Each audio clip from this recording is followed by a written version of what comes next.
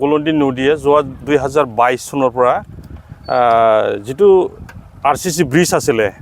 এইটো মানে দক্ষিণ সাইডে মানে মাটিটো খহাই গৈ গ'ল আৰু ইয়াৰ পিছত ইণ্টায়াৰ এই এলেকাৰ ম্যাক্সিমাম ইক্ৰাবাৰীৰ পৰা আপ টু উদালগুৰিলৈকে যি কানেকশ্যন যি মানে যোগাযোগৰ যি পথ এইটো যোৱা 2022 পৰা আজি 3 বছৰ ধৰি বিচ্ছিন্ন হৈ আছে আৰু কিন্তু দুৰ্ভাগ্যজনক প্ৰায় 15 দিনমান আগত আমি এই দলংটো ৰাইজৰ লগত লগ লাগি পেলাই আমি বনাইছিলোঁ কিন্তু আজি বানপানী আহি পেলাই আকৌ খহাই লৈ গ'ল আৰু এইটো আমাৰ এটা উপলব্ধি হৈছে মানে আৰু এতিয়ালৈকে আমি কোনো এটা ডিপাৰ্টমেণ্টৰ পৰা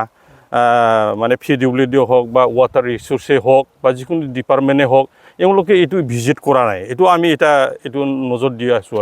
আৰু ইয়াত এইটোতে ৰাস্তা এতিয়া মানে বিচ্ছিন্ন হৈ আছে বা ৰাস্তা বন্ধ এইটোতো বন্ধ বুলি এটা মানে ঘোষণা দি পেলাই বা ৰাস্তা এটা বন্ধ চাইনবোৰ্ড এটা দিব লাগিছিলে এইখন মানে পৰ্যন্ত এইটো এওঁলোকে এইটো মানে কৰা নাই মানে গুৰুত্ব দিয়া নাই আৰু আজিও আমি আহি ইয়াতে দেখা পাইছোঁ এই মানে ৰাস্তাৰে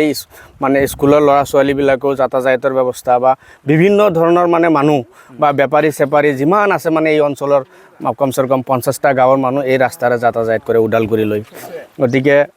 ইয়াৰ আগতে আজি এসপ্তাহ আগতে মানুহ একজন এই দলঙৰ পৰা পৰি মানে হস্পিটেলাইজ হৈ আছে বহুত মানে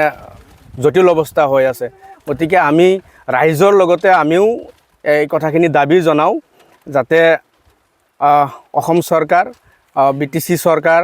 তাৰ লগতে ধৰক আমাৰ যেহেতু নৱনিৰ্বাচিত ইয়াতে MP আছে MP ডাঙৰীয়া এই মানে ইয়াৰ ওপৰত অলপ নজৰ দি যাতে অতি সোনকালে